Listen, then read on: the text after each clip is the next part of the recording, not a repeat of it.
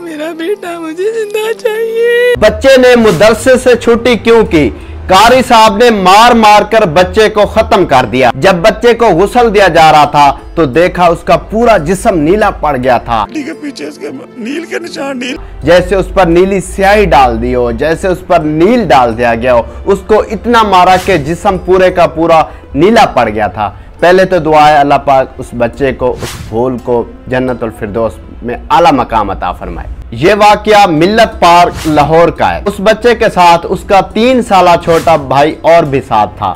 जब कारी साहब उसे मार रहे थे तो छोटा भाई चिल्ला रहा था और उसको इतना मारा कि बच्चा बेहोश पड़ गया। जब छोटा भाई चिल्लाया कि मेरा भाई बेहोश हो चुका है तो उसने कहा कि इसको मिर्गी के दौड़े पड़ चुके हैं, को जूता सिंघाया जाए। 7 बजे से लेकर 11 बजे तक मुसलसल उस पर तशद्दुद करता रहा। मदरसे में कोई डॉक्टर बुलवाया, वो उसकी जो तलियां थी, जो पाँव था, उस पर मालिश करता रहा। लेकिन वो बच्चा जब ठीक ना हुआ तो कारी साहब ने उसके वालिद को फ़ोन किया, जो कि उसका वालिद उस वक्त दुबई में मुकीम था।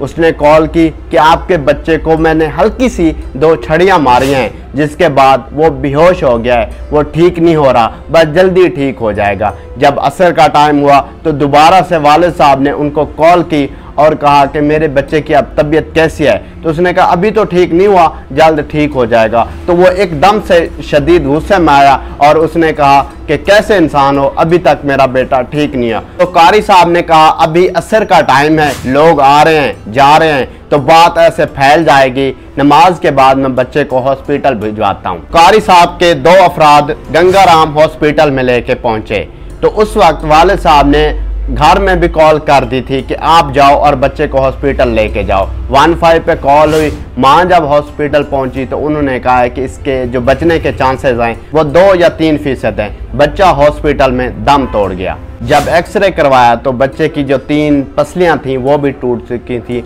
और जो दिमाग की नालियाँ थीं वो भी फट चुकी थी।